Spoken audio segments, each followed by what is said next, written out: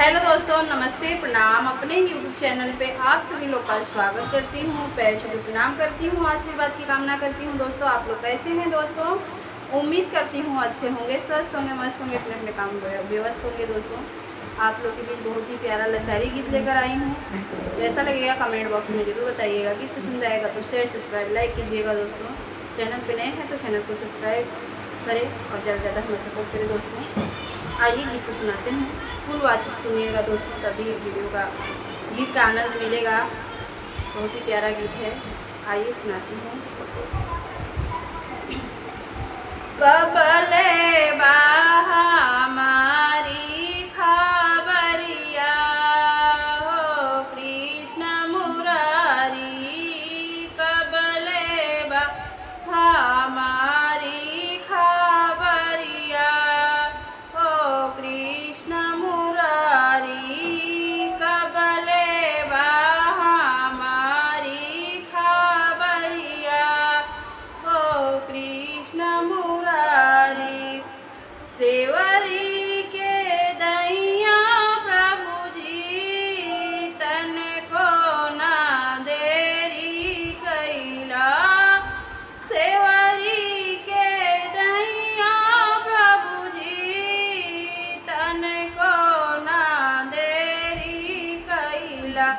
झूठी बैरी भोगावा लागला हो कृष्ण मुरारी, झूठी बैरी भोगावा लागला हो कृष्ण मुरारी।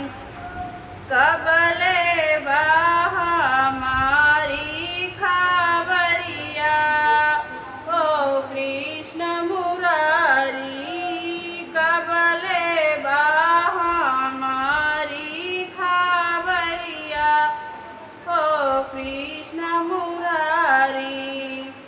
अहिल्या के दैया प्रभु जी, तन को ना देरी कैला।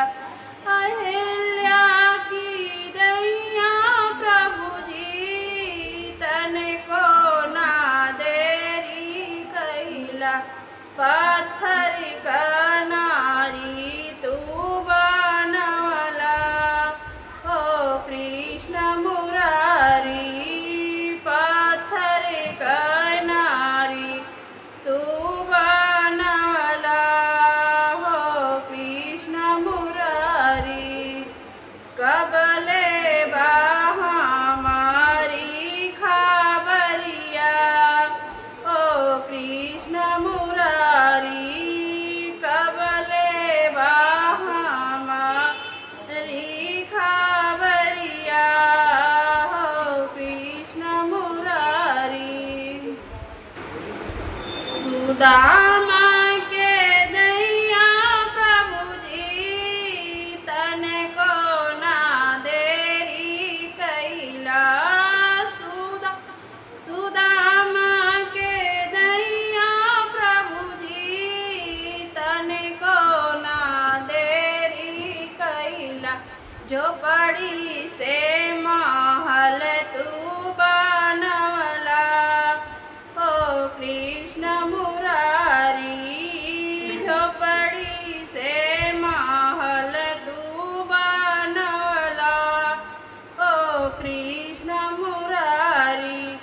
कबले बाहा हमारी खबरिया हो कृष्ण मुरारी, कबले बाहा हमारी खबरिया हो कृष्ण मुरारी। द्रौपदी के दैया प्रभु जी, तन को ना देरी कैला। द्रौपदी के दैया प्रभु जी, तन को ना देरी कैला। बीचे समाज में इज्जत बचवला हो कृष्ण मुरारी, बीचे समाज में इज्जत बचवला हो